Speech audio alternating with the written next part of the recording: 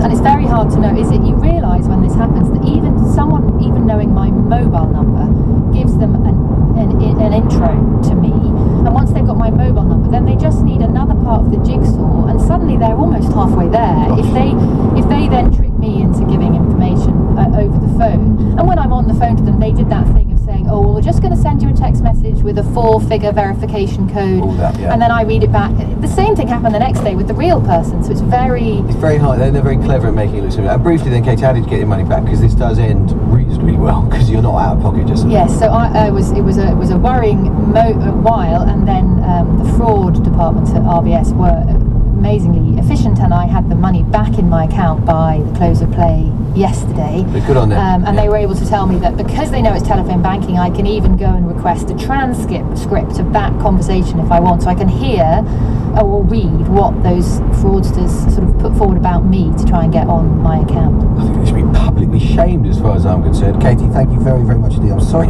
you went through that terrifying experience, almost as terrifying as being locked in the freezer. We're doing terrifying experiences on today's show, aren't we? But I'm glad that, as with Chris McCabe down in Totnes, this one ends well and you got the money back. Let's talk to David Birch, author and advisor on digital financial services, who is in our studio in Guildford. David, good afternoon. Good afternoon, Emil. How common is this phenomenon that we call smishing? Well, unfortunately, it's reasonably common.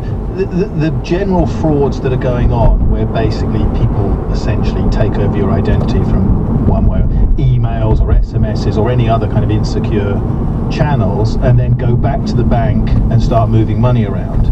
Well, that was what the Which Super complaint was all about last year. So sadly, there's rather a lot of it about. And is it the case, David, that if your actions in response to these fraudsters can often reduce your ability to actually claim the money back? So what do you need if you are being, so what are the ways in which you've got to make sure you don't respond to fraudsters, so you don't expose yourself and make yourself more vulnerable? You can see the problem. So the government's own helpline, the Action Fraud helpline, says, essentially never trust an email or an SMS, because you can't be sure where they came from. Just because the email says it came from the BBC or from Barclays doesn't mean it really did, and the same is true for SMSs. So, basically you shouldn't trust any of them. The problem comes, and you can see the bank's problem here, which is if somebody calls in and they've got all your details. I mean, I phoned the telephone banking before now when I'd forgotten my password and I needed to change it. Sure. So, as far as the bank is concerned, they followed all the procedures and they sent the money to where